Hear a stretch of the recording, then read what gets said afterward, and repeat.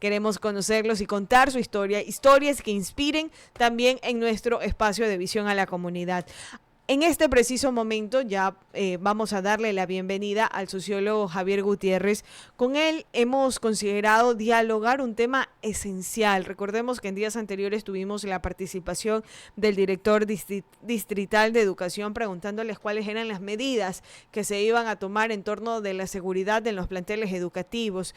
Pero vamos más allá. Hay que entender qué es lo que está pasando, por qué los planteles se están convirtiendo en escenarios de riesgo. Y es por ello que hemos invitado a Javier Gutiérrez para hacerle esta pregunta. Javier, un gusto saludarte. Quien te habla, Tangi Zambrano. Bienvenido a nuestro espacio de entrevista Visión a la Verdad, acá desde la ciudad de Manta. Sí, buenos días, Tania. Gracias por la oportunidad. Gracias a todos los radioescuchas de Radiovisión. Buenos días. Javier, es indispensable iniciar de lleno con la pregunta que formulaba hace pocos segundos. ¿Por qué los colegios actualmente se están convirtiendo en un escenario de riesgo? Sí, mire, yo creo que ese es un tema fundamental para el futuro del país, incluso como nación, porque, digamos, los cimientos de una nación siempre están en la base de la educación de una sociedad. ¿Y qué está pasando con el sistema educativo y particularmente con las instituciones educativas? Que las instituciones educativas reflejan lo que está pasando en las condiciones sociales de una comunidad. Esto quiere decir que lo que sucede en su entorno tiene efectos en la institución educativa. ¿Por qué? Tocando ya de raíz la pregunta que usted bien me realiza, ¿no? Porque eh, los, los actores, digamos, que están alrededor de un sistema educativo o de una unidad educativa, son actores que actúan también dentro del sistema educativo. Es decir, por eso se denomina comunidad educativa, ¿no es cierto? Dicen la comunidad educativa, las políticas educativas contemplan a la comunidad educativa.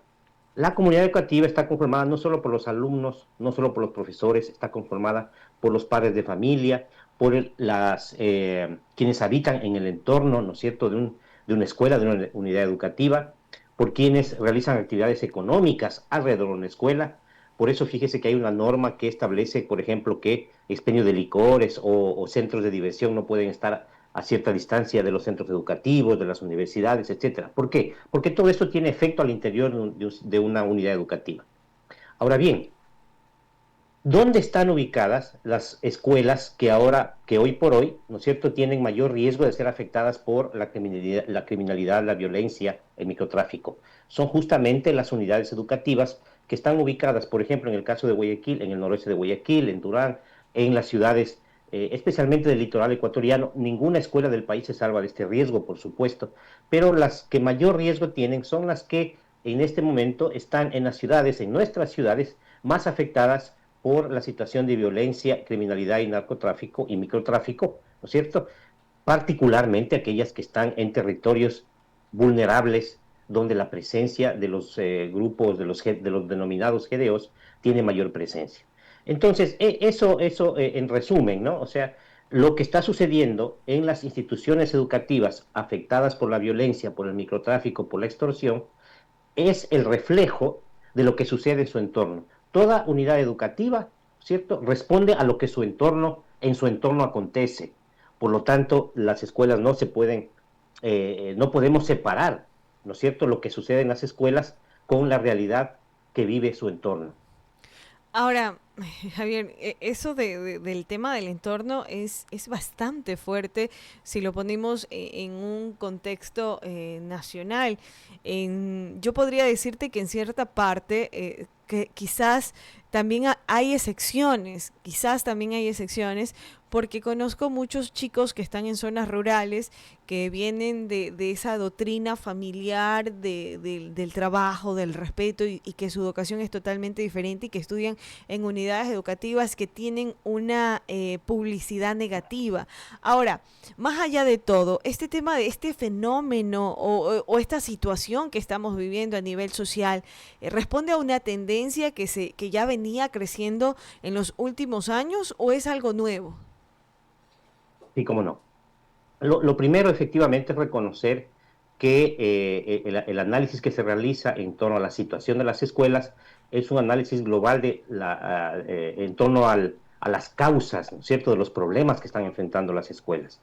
De manera particular, hay obviamente estudiantes que pertenecen a familias estructuradas, que son protegidos, ¿no es cierto?, cuyas familias tienen pues la posibilidad y la capacidad y las condiciones para poderlos proteger. Por supuesto que hay casos de estudiantes que de alguna manera tienen mecanismos de protección frente a lo que sucede en su entorno. Pero, sin embargo, no hay que dejar de lado que justamente la preocupación, ¿no es cierto?, que tenemos los ecuatorianos por la situación de las escuelas, justamente es por todo lo que ha estado aconteciendo en cuanto a las amenazas que reciben profesores, a lo que se ha encontrado a muchos estudiantes dentro de sus mochilas, a veces armas, sustancias ilícitas, ¿no es cierto?, niños, chicos, adolescentes con riesgo de ser reclutados, ¿no?, por los grupos irregulares, etcétera, etcétera. Ahora bien, el segundo punto de su pregunta, yo creo que no es un fenómeno, digamos, nuevo como de reciente aparición en cuanto a lo que ha venido sucediendo desde años atrás. Me refiero a que, por ejemplo, hace unos 10, 15 años sabíamos que en el entorno de las escuelas, si bien nuestros barrios en las ciudades vulnerables no, digamos, no se evidenciaban los niveles de violencia que ahora existen, pero conocíamos que en territorios vulnerables alrededor de las escuelas había un microtráfico, había el riesgo de que personas adultas, ¿no es cierto?, con engaños y amenazas a ciertos estudiantes, pues les obligaban a comercializar, etcétera, etcétera, ¿no? O sea, había estos problemas comunes que hay en la mayoría de ciudades del mundo, diría yo, ¿no? Y especialmente en Latinoamérica, que es justamente por las condiciones de exclusión, de pobreza, se daban este tipo de situaciones, ¿no? Javier, ¿y qué papel juegan las Sí. autoridades educativas en el tema de la prevención de la violencia escolar? Ahora, más allá de todo, ¿hasta qué punto el crimen organizado ha permeado los entornos escolares? O sea, ¿cómo se diferencian a nivel interno los riesgos dentro de una unidad educativa, sea pública o privada? Eso, justamente, a eso voy. Entonces, ¿qué pasó? Que en esta evolución, ¿no es cierto?, de una situación controlable, digamos, hace 15, 20 años, hemos pasado a esta situación actual, en los últimos 4 o 5 años, especialmente después de la pandemia, ¿no? Lo que decíamos en un inicio, lo que sucede hoy en las escuelas es el reflejo de la evolución, ¿no es cierto?, que se ha dado en los barrios vulnerables respecto a la presencia y al enfrentamiento de los grupos armados por apoderarse del territorio. Y aquí hay una cosa muy importante que debemos considerar. O sea, las escuelas, al formar parte de sus territorios, también son objetivos de control de los grupos armados. Eso hay que tomar en cuenta. Esto no solamente está sucediendo en Ecuador, en el litoral ecuatoriano. Esto ya lo hemos podido ver en países que tienen históricamente, ¿no es cierto?, mucho más años de esta problemática en México, Colombia, Centroamérica, El Salvador, etcétera, ¿no? Hemos visto que las escuelas, como son también espacios de reclutamiento de jóvenes, también son espacios, ¿no es cierto?, objetivo de control de estos grupos. Ahora bien, las autoridades. Hay políticas diseñadas, ¿no es cierto?, e implementadas desde el Estado para enfrentar esto, las hay. En los gobiernos ha habido, ¿cierto?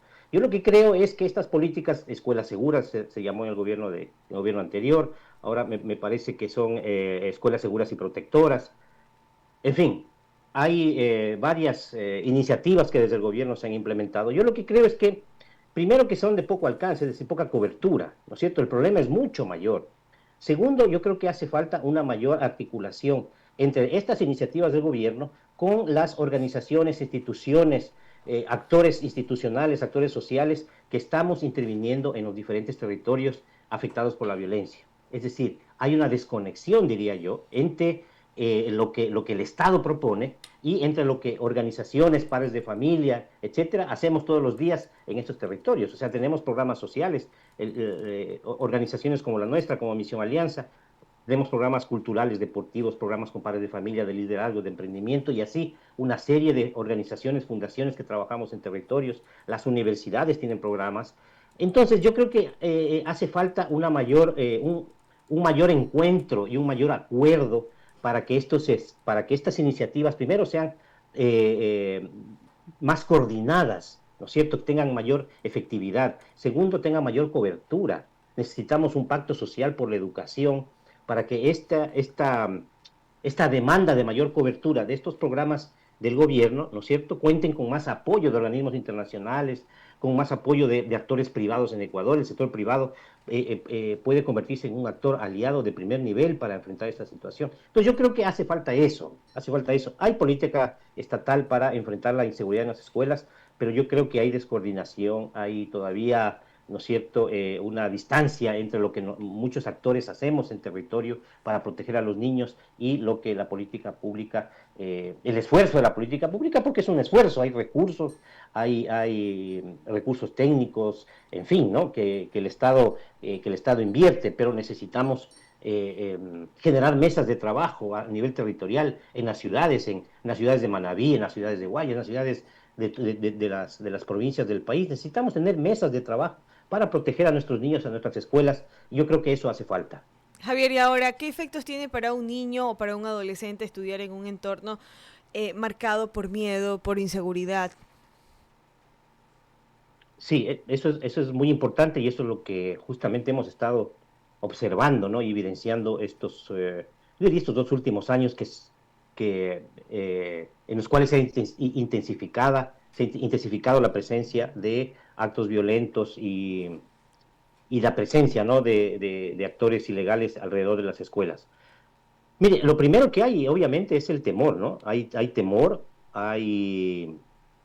digamos, hay decisiones que también toman las familias para separar a sus estudiantes de las escuelas, ¿no?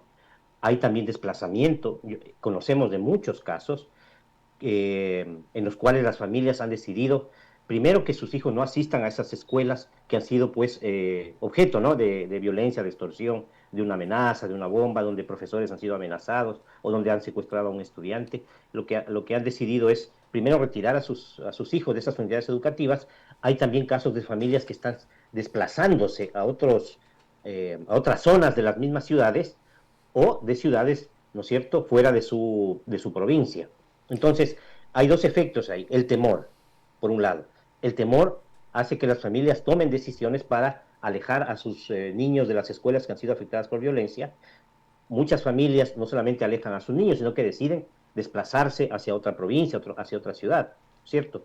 El tercer efecto, yo creo que también es grave, es que la deserción escolar es un problema público, es un problema del país, ¿no? O sea, estamos evidenciando no solamente la afectación en la calidad educativa, porque escuelas que han pasado, o colegios que han pasado a la virtualidad por la violencia, obviamente la calidad disminuye, la calidad de enseñanza-aprendizaje, con Al lo cual se hablar, aumentan las brechas de calidad educativa entre una escuela y otra. Javier, y al hablar de esa comunidad educativa que no solamente son los docentes, también son los padres, también son los maestros, también son los mismos alumnos, ¿cuál debería ser la acción urgente que desde el punto de vista de la sociología debería implementarse para protegerlos? A mí me preocupa muchísimo que se siga permeando los grupos de delincuencia organizadas y que sigan reclutando a menores. Esa situación nos está afectando porque en los últimos días no son estadísticas propias, sino a nivel nacional se evidencia de que la mayoría de los hechos delictivos son niños, son estudiantes. Acá en Puerto Viejo, por ejemplo, había un caso de que un estudiante ingresó un arma a una unidad educativa. Esa preocupación, esa desesperación, soy madre, ¿hacia dónde deberíamos hacer? Mencionabas algo muy interesante y es las señales o las alertas que deberían tener los padres, tanto dentro como fuera de las unidades educativas. Hay que profundizar. Inicialmente, la señora ministra de Educación, Alegría Crespo, dio a conocer de que existe ya un acuerdo con la Policía Nacional para hacer las revisiones en las unidades educativas, pero ¿cómo se va a hacer todo esto? Creo que hay que ponerle atención al sistema educativo porque de ahí se están pasando muchas cosas muy fuertes. En días anteriores se hablaban de que uno se había convertido en un centro de acopio de drogas. O sea, son tantas situaciones complejas y quizás te estoy abrumando porque son varias preguntas, pero es la desesperación que me da porque necesitamos prestarle atención a nuestros chicos y ahí viene el rol de la comunidad educativa para fortalecerlos y protegerlos. Así es, así es. Efectivamente, lo que tú acabas de mencionar, ¿no es cierto? ¿A quiénes debemos proteger en nuestra sociedad, en las comunidades afectadas por esta situación de inseguridad y de extrema violencia? Justamente a las personas más vulnerables, ¿Quiénes son las personas más vulnerables? Niños, adolescentes, jóvenes. ¿Por qué? Porque están en una etapa de vida, ¿no es cierto? Justamente en la cual adolecen, por eso se llama adolescencia, porque adolecen digamos, del raciocinio y de la madurez suficiente para tomar decisiones y para enfrentarse a las condiciones que la vida le presenta, ¿no? Entonces son personas vulnerables que son justamente la población de mayor riesgo frente al accionar de los grupos ilegales, ¿no es cierto? Por eso se ha disparado, como tú bien dices, se han disparado las cifras de adolescentes y jóvenes que tienen, ¿no es cierto?, armas en sus mochilas, que están en situaciones de extorsión, lamentablemente en situaciones de homicidios, lamentablemente, pero esa es la realidad. ¿Por qué ha aumentado el número de casos, ¿no es cierto?, adolescentes y jóvenes, como tú bien dices, ¿no es cierto?, que están en estas situaciones? Porque justamente estos grupos cada vez más buscan a esta población vulnerable para que forme parte de sus filas. Entonces, los niños, los chicos son víctimas de una sociedad que no les protege como debería protegerles. ¿Ya? No son los culpables. Esa idea tenemos que desecharla, ¿no es cierto? Aquellos quienes echan la culpa a los mismos adolescentes y jóvenes. No, sí, ellos son las víctimas de un sistema que no les protege, de un sistema, ¿no es cierto?, en el cual los adultos, las instituciones, los actores no logramos ponernos de acuerdo para que en los territorios más sensibles por esta situación podamos protegerlos de mejor manera. Y esto es lo que hicieron en otras ciudades, ¿no es cierto?, que lograron proteger a sus jóvenes. Primero, oportunidades, ya un poco contestando directamente a la pregunta importante que me has formulado. Es decir, necesitamos programas que atraigan a los jóvenes y les aleje, ¿no es cierto?, del riesgo, porque nunca vamos a estar absolutamente seguros, pero del riesgo de que sean reclutados. Actividades deportivas, artísticos, culturales, refuerzo escolar en las tardes o en sus horas libres, rutas seguras, ¿no es cierto? Los estudiantes que estudian en la tarde, ¿no es cierto? Iluminar mejor las rutas por las cuales atraviesan los chicos, los jóvenes. Esto, ¿no es cierto?, ya ha dado resultados en otras ciudades de Latinoamérica que han logrado reducir el riesgo de reclutamiento a los jóvenes, con estadísticas, con cifras. Ha habido reducción de violencia y de reclutamiento de adolescentes y jóvenes, ¿cierto? Es decir, volcaron sus comunidades inseguras a comunidades seguras. ¿Quiénes actuaron en eso? Fundamental la policía, obviamente. Fundamental el Estado con sus políticas públicas, obviamente que sí. Estamos para apoyar políticas públicas que apunten en ese sentido. Pero algo que falta en Ecuador, ¿cierto?, es que mesas de trabajo en las cuales las soluciones sean planteadas por los padres de familia, quienes más saben lo que están enfrentando sus hijos. No podemos dejar de lado la voz de los padres de familia en esas zonas. O sea, está bien que un técnico, un especialista, ¿no es cierto?, diseñe la política pública desde una oficina, pero necesitamos rescatar no solo la voz, sino el compromiso de participación de padres y madres de familia. Las iglesias, fíjese, los miembros de las iglesias conocen mucho de la situación de la vida de las personas. Necesitamos escuchar, ¿no es cierto?, lo que las iglesias barriales en esas zonas vulnerables, porque hemos escuchado nosotros, por eso le comento, hemos escuchado nosotros en esas comunidades eclesiales lo que hacen para ayudar a los jóvenes, las fundaciones. Mire, las universidades, y sé también en Manaví, las universidades manavitas tienen programas de vinculación con la comunidad muy interesantes, porque eso no son escuchadas, recogidas por la política pública. Y algo también interesante antes de terminar la respuesta, es que a todos quienes menciono, ¿no es cierto?, universidades, iglesias, las fundaciones, las ONGs de cooperación internacional, etcétera, en los territorios generalmente estamos trabajando de manera conjunta. Fíjese lo importante que es, pero necesitamos el principal brazo promotor del desarrollo y del bienestar, que es la política pública. O sea, si la política pública no nos incluye de manera activa, ¿no es cierto?, coordinada, horizontal, coordinando entre todos estas acciones, invirtiendo recursos, el gobierno local, el municipio de Manta, de Puerto Viejo, de Guayaquil, deben invertir necesariamente.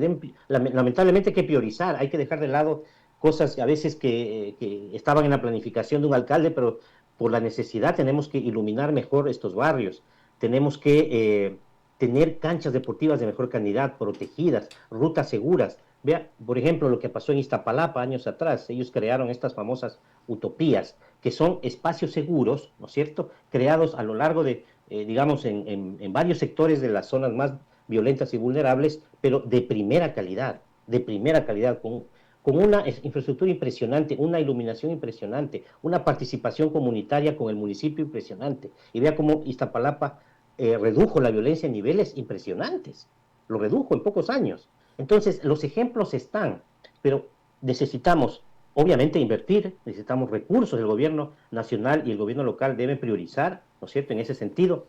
Y lo segundo es que debemos trabajar todos de manera conjunta, es decir, voluntad política de las autoridades, pero voluntad de todos también, con los padres de familia, las comunidades y quienes estamos en los territorios, de volcar esta realidad insegura a un territorio seguro para nuestros jóvenes, nuestros niños, nuestros docentes. Javier, ¿Hay ya, evidencias de que se puede lograr? Hay evidencias.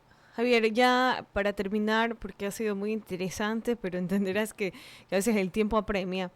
Es oportuno consultarte como sociólogo, como especialista. ¿Qué está en juego si no se actúa frente a la inseguridad en los colegios? ¿Está en juego la educación, la niñez o el futuro del país? El futuro del país, así es. El futuro del país y también la realidad actual de los niños, ¿no?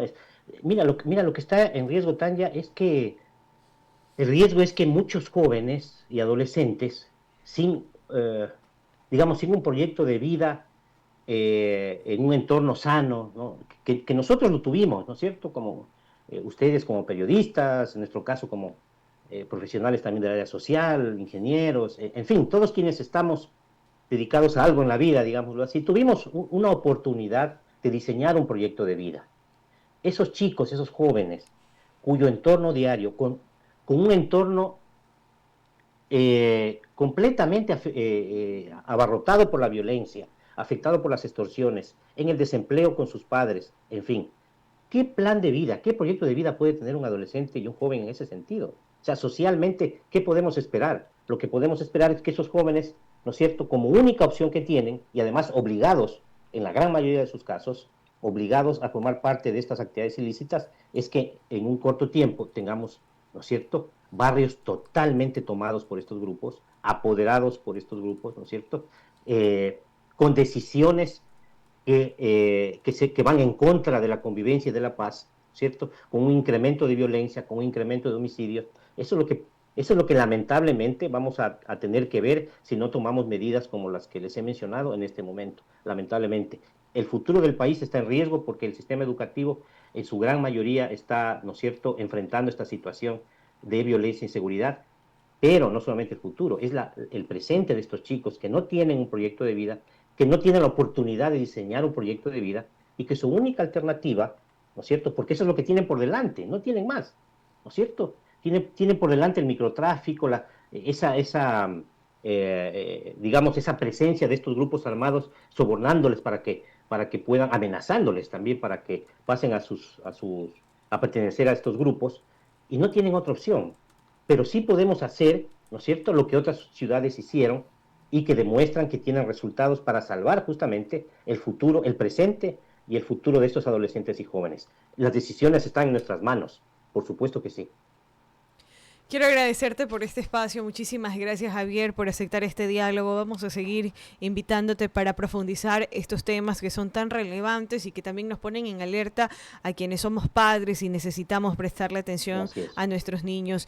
Entiendo que muchas veces nos absorbe la cotidianidad del día a día, los problemas por la falta de dinero, los problemas para solucionar qué vamos a comer al día siguiente o por cuestiones de labores, pero nos olvidamos de lo que es lo verdaderamente importante, como es la familia, especialmente esos seres que Dios nos ha enviado para que lo protejamos, para que cuidemos y guiemos en su camino. Entonces aquí también una invitación a los papitos, exhortarles a que cuiden, a que internamente no es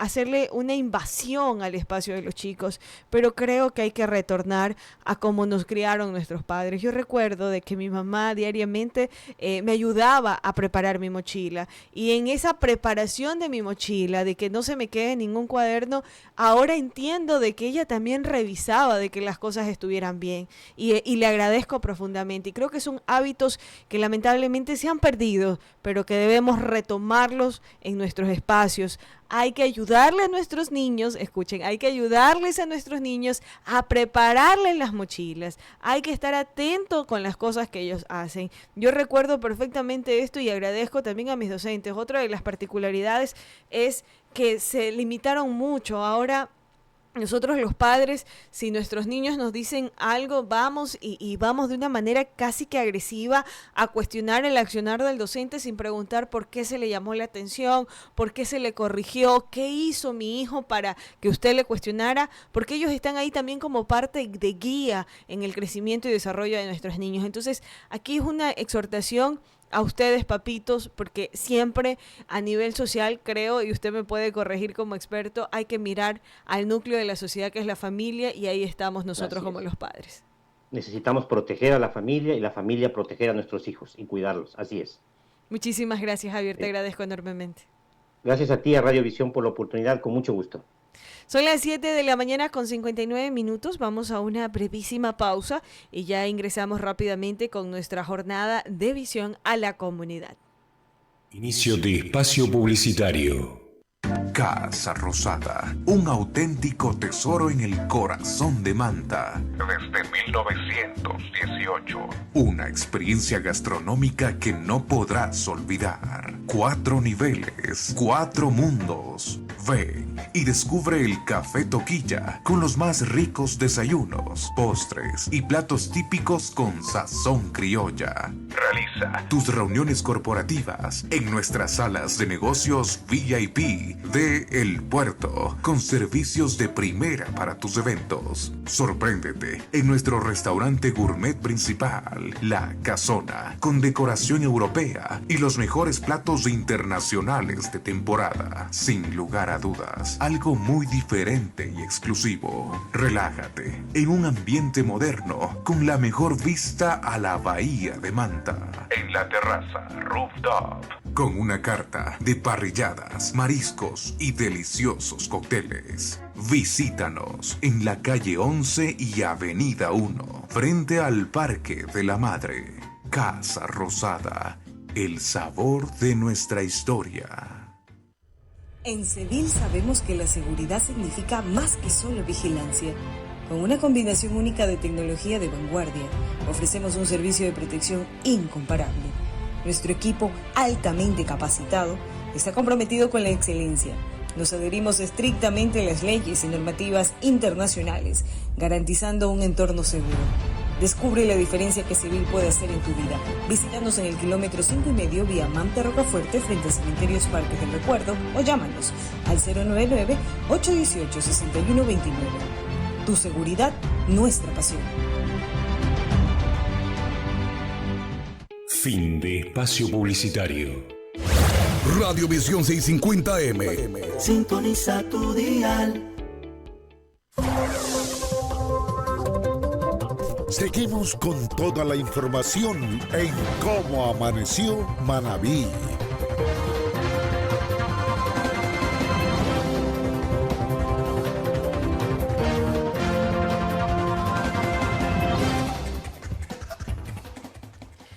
Son las 8 de la mañana con 2 minutos. Iniciamos rápidamente con nuestra jornada de visión a la comunidad, el espacio que conecta directamente a nuestros barrios, a nuestras parroquias y sectores, porque llevamos las voces de cada uno de sus habitantes hasta nuestros micrófonos. Recuerde de que somos esa voz que conecta a todo Manabí. También felicitar hoy al Cantón 24 de Mayo por sus 81 años de instalación en la primera asamblea pro cantonización. Felicitar a todos los habitantes de este hermoso cantón manabita, que la unión y el orgullo de su tierra sigan siendo ese motor de progreso y desarrollo. Así que un abrazo profundo, fuerte, muy pero muy lleno, con muchísima alegría para cada uno de ustedes en 24 de mayo.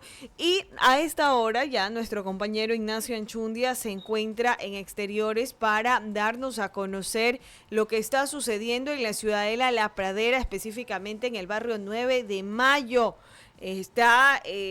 Los ciudadanos, de acuerdo a la información que nos proporcionaron a nuestro número de celular, el 096-799-8870, 096-799-8870, los ciudadanos denuncian que este lugar, señores, es usado como botadero de basura desde hace años. Es decir, no es algo fortuito, no es algo que ocurre por primera vez, sino que ya lo están utilizando de manera periódica como un lugar de botadero de basura. Así que vamos a enlazarnos con nuestro compañero Ignacio Anchundia, quien ya nos tiene el informe, porque hemos acudido al lugar, ya que los moradores están denunciando que persiste la acumulación de basura. Nachito, te escuchamos.